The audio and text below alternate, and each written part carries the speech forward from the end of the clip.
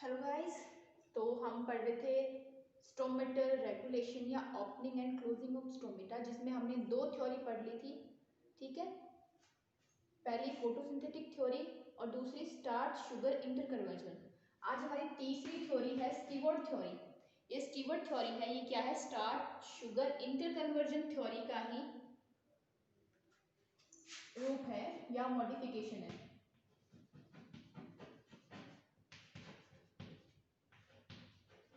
Stewart theory है, Stewarts hypothesis. अब देखिए ये क्या है? मॉडिफिकेशन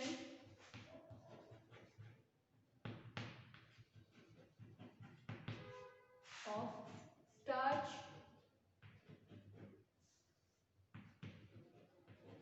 शुगर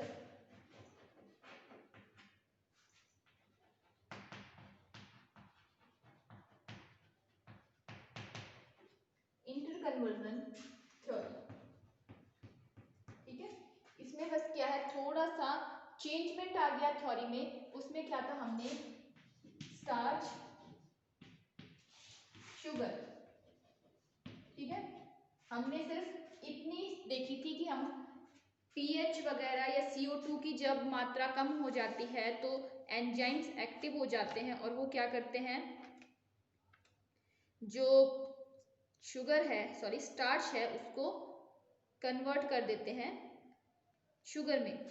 लेकिन अब देखिए इसमें क्या है, सेम वही है। जब दिन के टाइम में जब फोटोसिंथेसिस होता है तो स्टोमेटल कैविटी में CO2 है वो कम हो जाती है, जिसकी वजह से क्या है, एंजाइम्स एक्टिव हो जाते हैं। ठीक है, एंजाइम्स एक्टिव हो जाते हैं और वो स्टार्च को कन्वर्ट करने लगते हैं, किसमें? शुगर में। लेकिन इसमें कुछ स्टेप्स दिए गए हैं।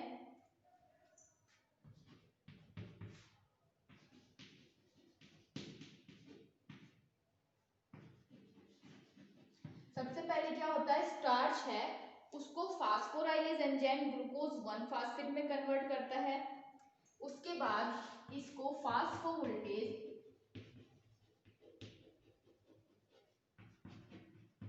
क्या करता है, ग्लूकोज 1 फास्फेट को ग्लूकोज 6 फास्फेट में कन्वर्ट करता है। उसके बाद ये ग्लूकोज 6 फास्फेट जो होता है ये ग्लूकोज में कन्वर्ट होता है, किसमें? फास्फेटेज एंजाइम की प्रेजेंस में। ये क्या है, ग्लूकोज है,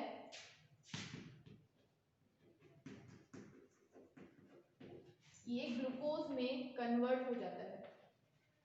ठीक है, यहाँ हम गार्ड सेल की बात करें तो क्या होगा, जब CO2 स्टोमेटल कैविटी में CO2 की मात्रा कम होगी तो क्या होगा, पीएच भी कम हो जाएगा। मतलब पीएच होगा वो हमारा होगा, सॉरी, जब CO2 की मात्रा कम हो जाएगी तो क्या, पीएच इंक्रीज हो जाएगा। पीएच इंक्रीज हो तो हमारा पीएच होगा 7, तो क्या होगा, एंजाइम्स एक्टिव हो जाएंगे। सबसे पहले क्या है, ये जो फास्फोराइलेज एंजाइम है ये स्टार्च को ग्लूकोज 1 फास्फेट में कन्वर्ट कर देगा।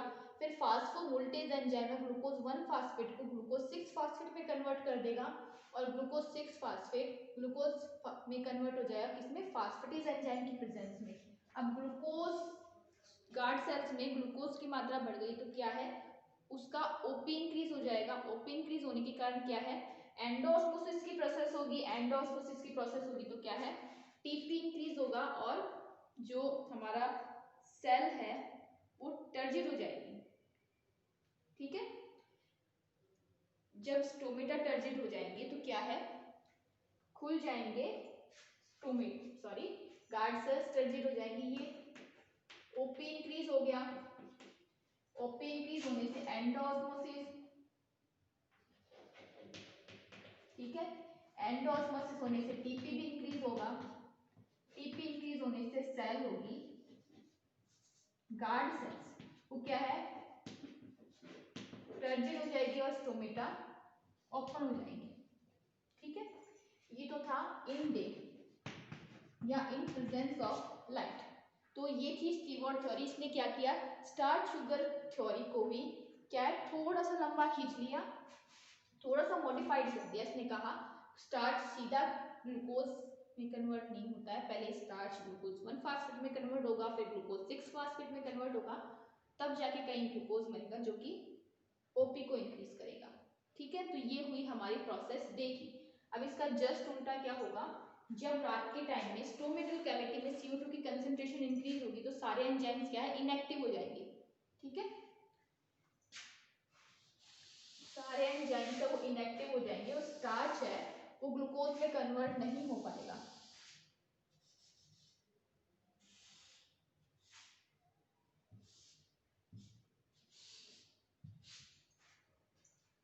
तो क्या होगा, ये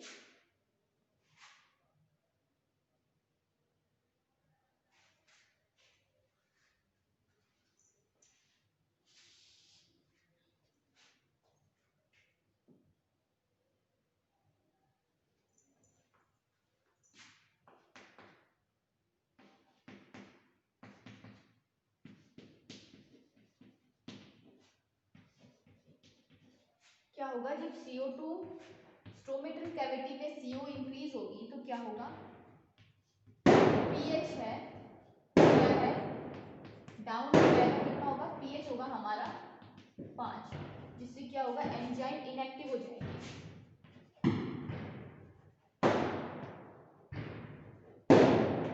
ठीक है, एंजाइम इनएक्टिव हो जाएंगे जिससे स्टार्च शुगर में कन्वर्ट नहीं होगा और ओपी डिक्रीज हो जाएगा।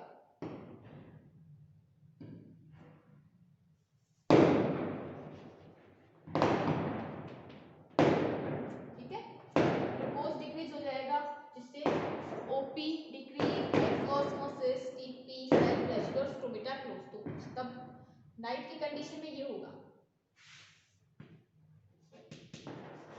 वापस से रिपीट करते हैं, दिन के टाइम में जब स्टोमेट फोटोसिंथेसिस होता है तो स्टोमेटल कैविटी में CO2 की कंसंट्रेशन लो होने के कारण गार्ड सेल्स का pH रेज कर जाता है, बढ़ जाता है, जिससे क्या होते हैं, जितने भी एंजाइम्स है वो एक्टिव कंडीशन में हो जाते हैं और स्टार्च होता है वो ग्लूकोज में कन्वर्ट हो जाता है, जिससे क्या होता है, गार्ड सेल्स की जो कंसंट्रेशन है वो इंक्रीज हो जाती है और ऑस्मोटिक प्रेशर भी इंक्रीज होता है, जिससे क्या होता है, एंडोस्मोसिस की प्रोसेस होती है। एंडोस्मोसिस की प्रोसेस के कारण गार्ड सेल्स का टर्गल प्रेशर इंक्रीज हो जाता है और गार्ड सेल फ्लैशिड हो जाती है और स्टोमेटा ओपन हो जाता है। ठीक है, वहीं अगर हम नाइफ की बात करें तो क्या होगा, जब स्टोमेटल कैविटी में CO2 की कंसंट्रेशन इंक्रीज करेगी तो pH क्या है, डाउन हो जाएगा।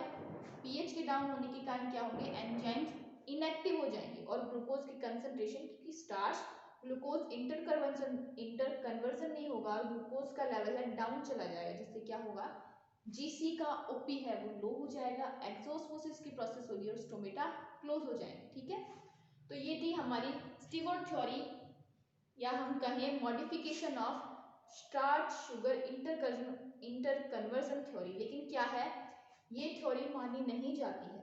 ठीक है, क्योंकि देखिए पिछली वाली थ्योरी में स्टार्च से सीधा ग्लूकोज बन रहा था, वो फर्स्ट रिएक्शन थी, लेकिन ये क्या है, स्टार्च से पहले ग्लूकोज 1 फास्फेट बन रहा है, फिर ग्लूकोज 6 फास्फेट बन रहा है, तब जाके ग्लूकोज बन रहा है। तो ये बहुत स्लो प्रोसेस है, जबकि स्टोमेटा क्लोजिंग एंड ओपनिंग बहुत ही फास्ट होता है। इसलिए इस थ्योरी को माना नहीं जाता, ये नॉट एक्सेप्टेड टाइप की थ्योरी है।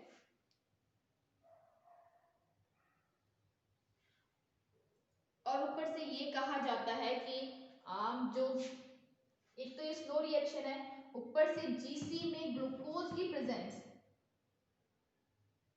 ये क्या है ही नहीं। बहुत सारे एक्सपेरिमेंट में ये देखा गया कि गार्ड सेल्स में ग्लूकोज प्रेजेंट होता ही नहीं, गार्ड जबकि मैलिक एसिड प्रेजेंट होता है। तो इसके इन थ्योरीज, जो ये स्टार्च शुगर इंटर कन्वर्जन और ये स्टीवर्ट थ्योरी थी, इनको ना मानने के दो कारण है, क्योंकि एक तो ये बहुत स्लो प्रोसेस है। ठीक है, दूसरी क्या है, गार्ड सेल्स में स्टोमेटा ओपनिंग एंड क्लोजिंग के टाइम ग्लूकोज की प्रेजेंस नोट ही नहीं की गई है, ग्लूकोज की जगह वहां मैलिक एसिड पाया जाता है।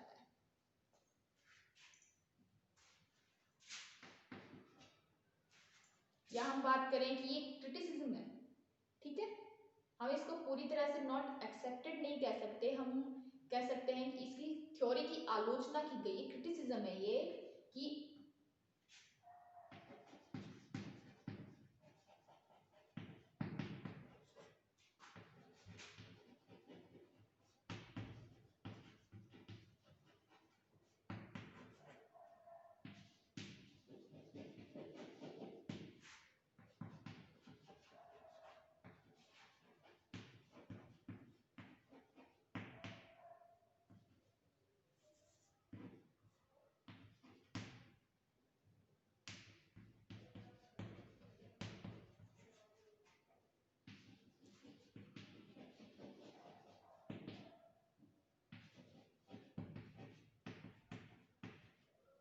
क्या होगा, ओपनिंग एंड क्लोजिंग के टाइम पे ग्लूकोज की प्रेजेंस देखी ही नहीं गई है।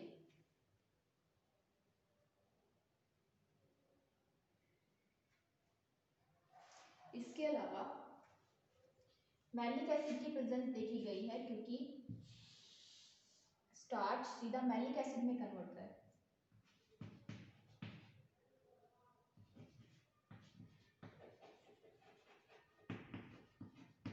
ठीक है, और ऊपर से ही जो लंबी सी रिएक्शन हुई है वो बहुत स्लो होती है, जिसकी वजह से, और ओपनिंग एंड क्लोजिंग होता है वो बहुत फास्ट होता है। ठीक है, इसके अलावा एक और पॉइंट आता है कि दोपहर के टाइम में स्टार्च लेवल में कोई भी चेंजमेंट नोट नहीं की गई है। तो ये वाला जो पॉइंट है, ये एक तो फास्ट रिएक्शन है, ओपनिंग एंड क्लोजिंग, दूसरा ग्लूकोज को नोट नहीं किया गया, मैलिक एसिड को नोट किया गया है, और तीसरा दोपहर के टाइम में स्टार्च के लेवल में कोई चेंजमेंट नहीं आता। ये सब क्या है, इन दोनों थ्योरीज की क्रिटिसिज्म है, आलोचना है। ठीक है, तो ये थी हमारी स्टीफर्ड थ्योरी। इसके बाद में क्या आती है, एक थ्योरी आती है ग्लाइकोलेट मेटाबॉलिज्म थ्योरी। ये हमारी चौथी थ्योरी है, जो कि closing and opening of stomata पर दी गई है। अब देखिए इस थ्योरी के अकॉर्डिंग क्या होता है, जब दिन के टाइम में स्टोमेटल कैविटी में CO2 की कंसंट्रेशन डाउन होती है तो ग्लाइकोलेट का फॉर्मेशन होता है। ठीक है, ये थ्योरी ये कहती है।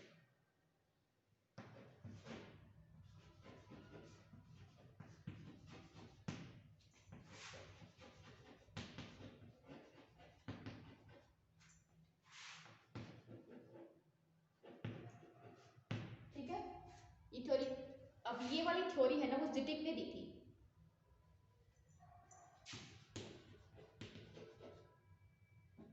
जिटिक साइंटिस्ट थे जिन्होंने ग्लाइकोलेट मेटाबॉलिज्म की थ्योरी दी थी 1963 में।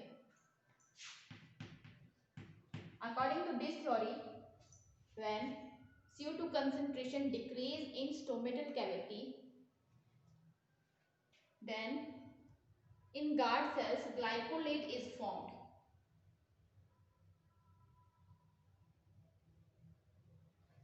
एक बार ध्यान रखना, मैंने पहले भी कहा था, ग्लूकोज का लेवल इंक्रीज होने से लेकर ओपनिंग एंड क्लोजिंग तक सब में क्या है, चीज सेम है। बाकी ये जो शुरुआत का जो ओपी कैसे बढ़ता है ना, वही चीज सब में अलग है। ठीक है, तो अब ये थ्योरी देखिए क्या कहती है, जब स्टोमेटल कैविटी में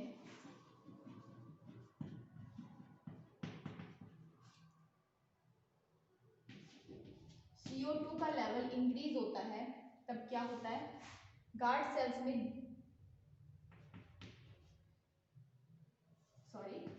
CO2 का डे टाइम में स्टोमेटल कैविटी में जब CO2 का कंसंट्रेशन डाउन होता है तो क्या ये हो गई, हमारी पीएच बढ़ गई। उसके बाद क्या होता है,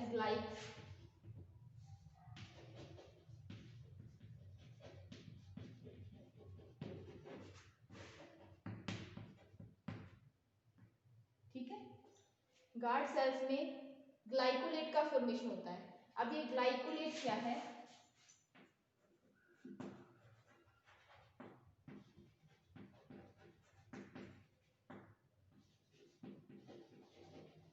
ग्लाइकोलेट ग्लूकोज में कन्वर्ट हो जाता है, जिससे गार्ड सेल्स की क्या है, कंसंट्रेशन बढ़ जाती है। कंसंट्रेशन बढ़ने से ओपी इंक्रीज होता है, एंडोस्मोसिस की प्रोसेस होती है, फिर पीपी इंक्रीज होता है, जीसी क्या है, टर्जिक हो जाती है,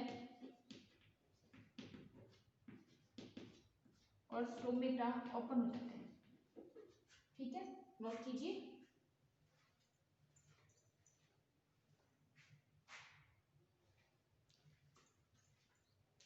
क्या होता है, डे के टाइम में फोटोसिंथेसिस होता है, जिससे सब स्टोमेटल कैविटी में या स्टोमेटल कैविटी में क्या होता है, CO2 की कंसंट्रेशन डाउन हो जाती है, जिससे पीएच बढ़ रहा है, ग्लाइकोलेट का फॉर्मेशन हो रहा है, गार्ड सेल्स में ग्लाइकोलेट कन्वर्ट हो रहा है ग्लूकोज में, उसके बाद क्या है कंसंट्रेशन इंक्रीज होगी और ओपी इंक्रीज होगा और सेल क्या है स्टोमेटा क्या है खुल जाएंगे।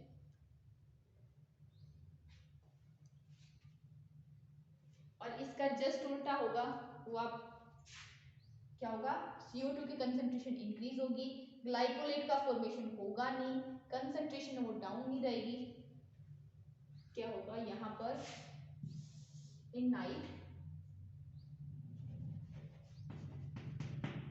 CO2 कंसंट्रेशन रेज हो रही है, पीएच है वो क्या है कम हो रहा है, तो क्या होगा यहाँ पर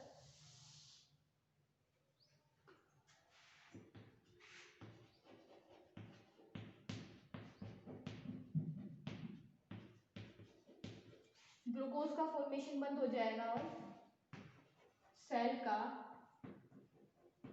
कंसंट्रेशन डिक्रीज हो जाएगा, जिससे ओपी डिक्रीज,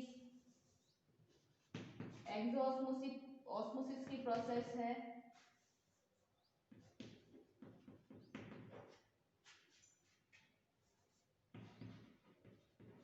ठीक है, ये वाली प्रोसेस हो जाएगी जब नाइट के टाइम पर कि सबस्टोमेटल कैविटी में CO2 की कंसंट्रेशन बढ़ गई है, ग्लाइकोलेट का फॉर्मेशन नहीं होगा, ग्लाइकोलेट का फॉर्मेशन नहीं होगा तो ग्लूकोज का फॉर्मेशन नहीं होगा, ग्लूकोज का फॉर्मेशन नहीं होगा तो सेल की कंसंट्रेशन नहीं बढ़ेगी, कंसंट्रेशन नहीं बढ़ेगी तो ओपी क्या है डिक्रीज हो जाएगा, ओपी डिक्रीज होगा तो एक्सोस्मोसिस की प्रोसेस होगी, गार्ड सेल से जो वाटर है वो साइड्स या नियर बाई सेल्स में एडजेसेंट सेल्स में क्या है जाने लगेगा, जिससे क्या होगा टीपी डिक्रीज हो जाएगा, टर्गर प्रेशर के डिक्रीज होने की वजह से सेल की फ्लैश हो जाएगी और स्टोमेटा क्लोज हो जाएंगे। तो ये थी हमारी चौथी थ्योरी ग्लाइकोलेट मेटाबॉलिज्म थ्योरी जो कि जिटिक ने दी थी। अब इस थ्योरी की एक खास बात है कि इस थ्योरी के लिए क्या है स्टोमेटा ओपनिंग एंड क्लोजिंग के लिए ATP एसेंशियल है।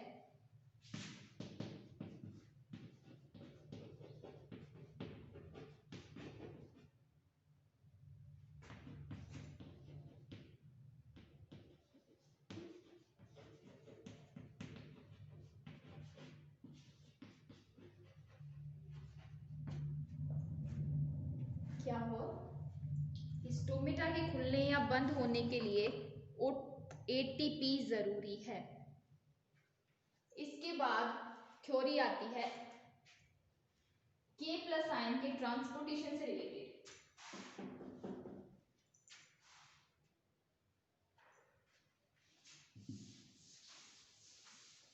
इसमें K+ और H+ आयन के ट्रांसपोर्टेशन पर स्टोमेटा की ओपनिंग एंड क्लोजिंग डिपेंड करती है।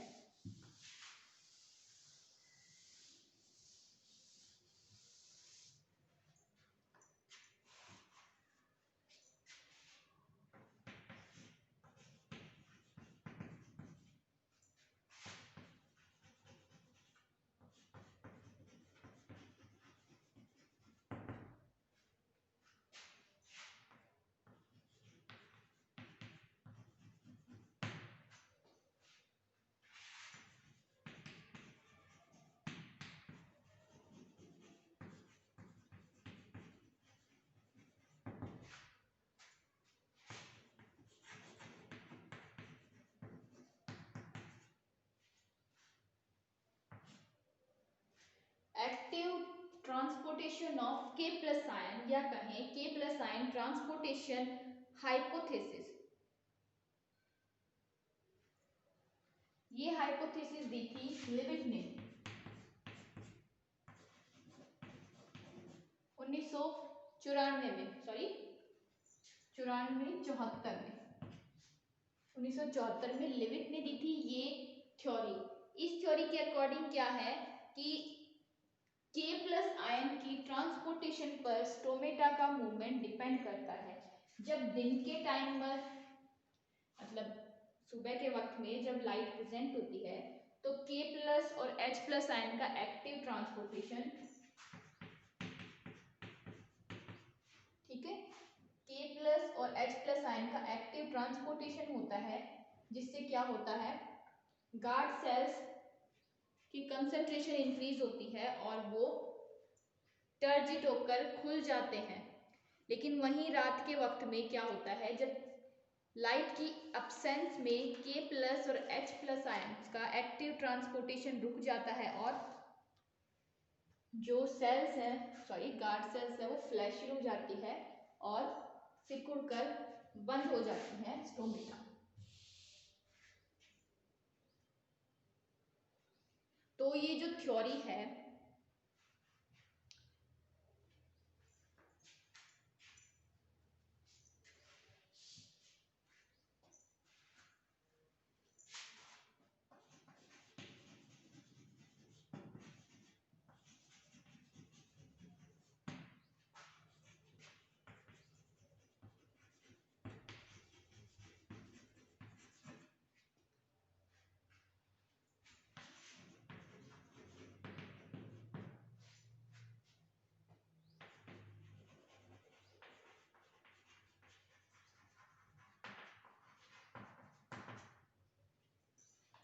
ये थ्योरी क्या है, K+ आयंस के एक्टिव ट्रांसपोर्टेशन पे डिपेंड करती है।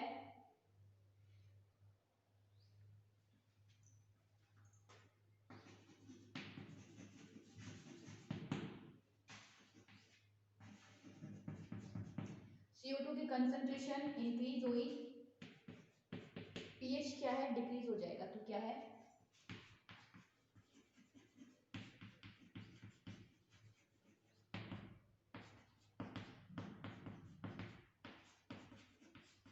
इनका क्या है, K+ और H+ का ट्रांसपोर्टेशन रुक जाएगा और इसके साथ साथ मैलिक एसिड है, वो भी इसमें क्या है, बहुत इंपॉर्टेंट रोल प्ले करता है।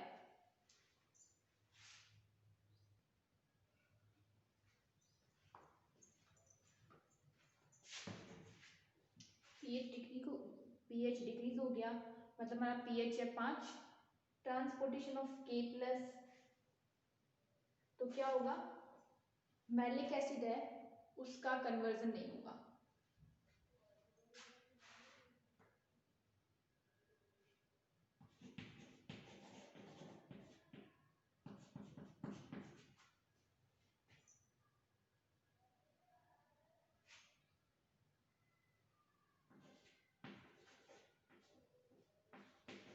एक्सोस्मोसिस की प्रोसेस होगी, Tp डिक्रीज हो जाएगा, Gc फ्लैशिड हो जाएंगे और स्टोमेटा क्लोज हो जाएगा। ये तो थी नाइट की बात कि जब CO2 की कंसंट्रेशन स्टोमेटल कैविटी में इंक्रीज होती है तो pH क्या होता है, डिक्रीज हो जाता है, ट्रांसपोर्टेशन ऑफ K+ और H+ भी रुक जाता है, जिससे ऑस्मोटिक प्रेशर भी डिक्रीज हो जाएगा, एक्सोस्मोसिस की प्रोसेस होगी और क्या होंगे, स्टोमेटा क्लोज हो जाएंगे। वहीं हम दूसरी बात करें तो देखिए दिन के समय में क्या होगा,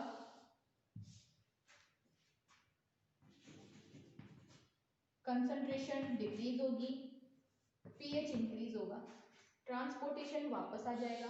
ठीक है,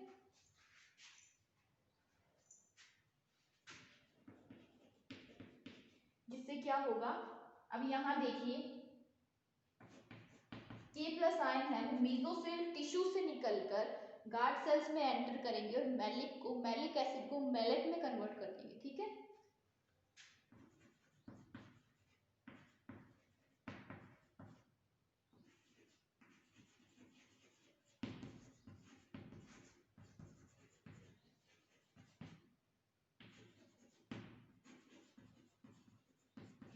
ठीक है, यहाँ देखिए एक्टिव ट्रांसपोर्टेशन का यहाँ मतलब ही यही है कि जब K+ आयन मेसोफिल टिश्यू से निकलकर कहाँ जाएंगे, गार्ड सेल्स में जाएंगे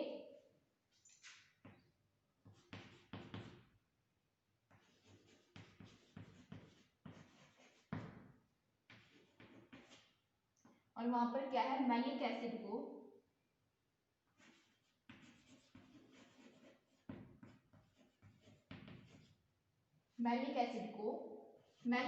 मैलेट में कन्वर्ट कर देंगे।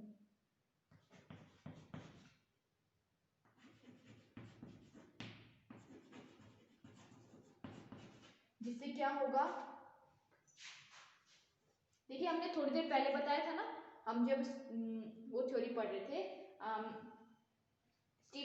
स्टीवर्ट थ्योरी, जिसमें हमने स्टार्च को ग्लूकोज में कन्वर्ट किया था। आज हमारी पहली थ्योरी, उसमें हमने बात किया था कि स्टार्च है वो मैलिक एसिड में कन्वर्ट हो रहा है, वो तो हमने उसकी प्रेजेंस तो हमें मिली थी, लेकिन ग्लूकोज की प्रेजेंस नहीं मिली थी। सेम वही चीज यहाँ पर है कि K+H+ आयन है, वो क्या है, मैलिक एसिड को मैलेट में कन्वर्ट कर रहा है, जिससे क्या होगा, GC का ऑस्मोटिक प्रेशर बढ़ेगा, एक्सोऑस्मोसिस नहीं होगा, एंडोऑस्मोसिस होगा, और क्या है, टर्गर प्रेशर इंक्रीज होगा, GC है वो टर्जिड हो जाएगी और स्टोमेटा ओपन हो जाएगी। ठीक है, वापस एक बार रिपीट कर लेते हैं। जब सुबह के टाइम में लाइट की प्रेजेंस में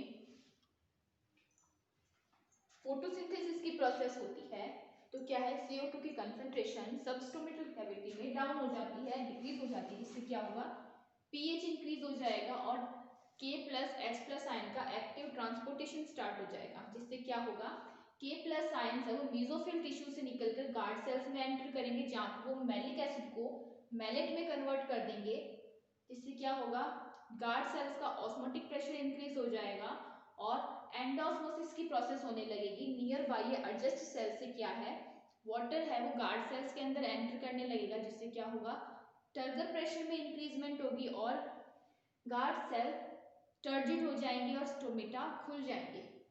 तो ये थी हमारी active transportation of K+ ion की थ्योरी, जिसमें रात के टाइम में क्या होगा, CO2 की कंसंट्रेशन इंक्रीज होगी, pH डिक्रीज हो जाएगा, ट्रांसपोर्टेशन रुक जाएगा, गार्ड सेल्स का ऑस्मोटिक प्रेशर डिक्रीज होगा, जिससे एक्सोऑस्मोसिस होगा, उसके बाद TP डिक्रीज होगा, गार्ड सेल्स फ्लैशिड हो जाएंगे और स्टोमेटा क्लोज हो जाएंगे।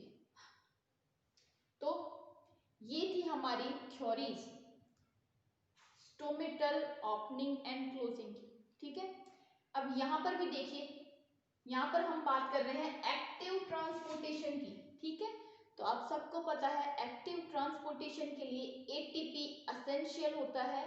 ATP की प्रेजेंस में ही नहीं पता हो तो अब बता रहे हैं कि ATP की प्रेजेंस में ही एक्टिव ट्रांसपोर्टेशन होता है। ठीक है, तो इस थ्योरी के अकॉर्डिंग भी स्टोमेटा की ओपनिंग एंड क्लोजिंग के लिए ATP एसेंशियल है, क्योंकि K+H+ आयन का एक्टिव ट्रांसपोर्टेशन क्या होगा, ATP की प्रेजेंस में ही होगा। ठीक है, तो यहाँ पर हमारे क्या है, जो थ्योरीज है वो खत्म होती हैं।